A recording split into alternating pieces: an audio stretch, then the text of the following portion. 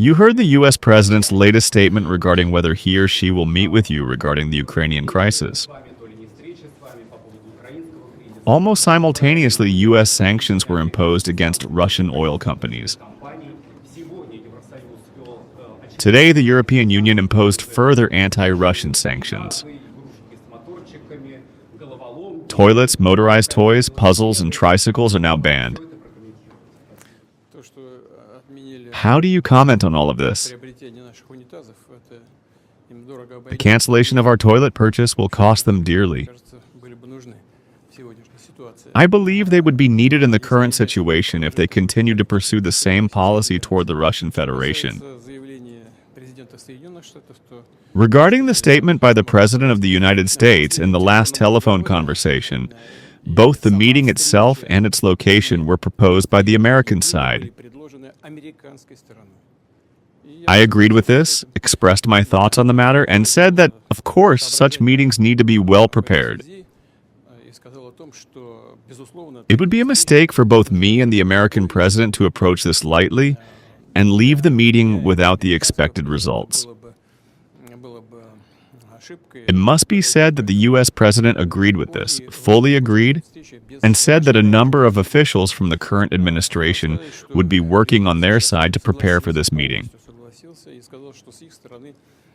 He named some of them, and I said that after our American colleague had finalized the list of those who would be working on the preparations for our meeting, we would also announce who would be working on our side, the Russian side. But at the initial stage, without a doubt, the first steps in this direction must be taken by Russian Foreign Minister Lavrov and Secretary of State Rube. Well, we've decided on that. Now I'm familiar with the statement, that the U.S. President has decided to cancel or postpone this meeting. Rather, he's talking about postponing this meeting. What can one say? Dialogue is always better than any confrontation, any disputes, or especially war. That's why we've always supported this continued dialogue, and we still do. Now, regarding the new sanctions, first of all, there's nothing new here. Yes, they are, of course, serious for us, that's clear, and they will have certain consequences, but they won't significantly impact our economic well-being. During his first presidential iteration, President Trump, as is well known, imposed the largest number of sanctions ever imposed against the Russian Federation.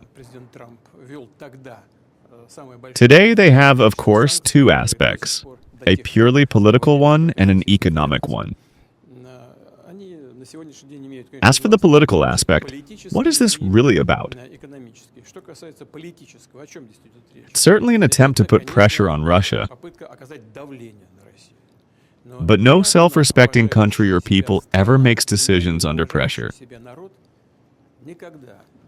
And of course, Russia has the privilege of counting itself among this list of self-respecting countries and peoples. That's the first point. The second is the purely economic component.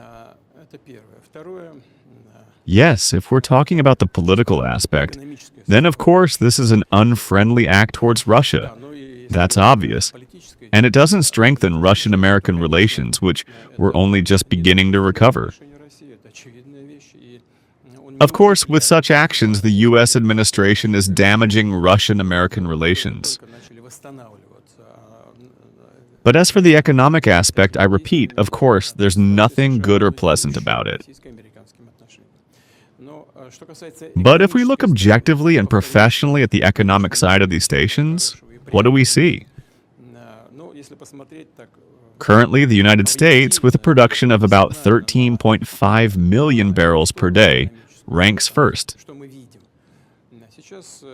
Saudi Arabia is second, with about 10 million barrels per day, and the Russian Federation, I believe, with about 9.5 million barrels per day. But the U.S. consumes 20 million, sells some, and buys even more, mainly from Canada. So, they produce 13.5 million and consume 20 million. But the Russian Federation and Saudi Arabia sell more oil and petroleum products. I could be wrong about something. I could mix something up along the way, but the order will be roughly similar to the real one. And what are they? Oil and petroleum products. Saudi Arabia currently sells around 9 million tons to the global market, while the Russian Federation sells 7.5 million tons. This means our contribution to the global energy balance is very significant.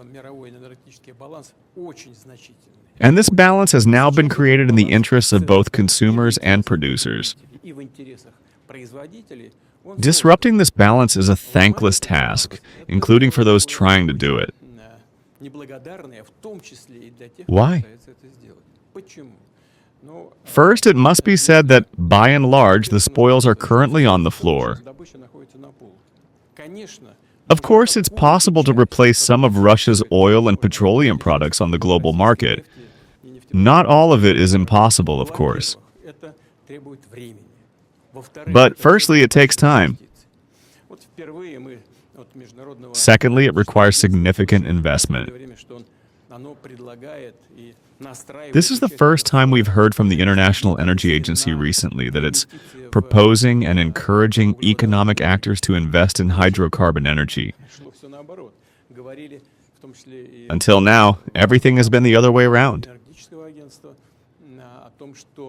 There have been discussions, including within the International Energy Agency, about the need to invest in alternative energy sources.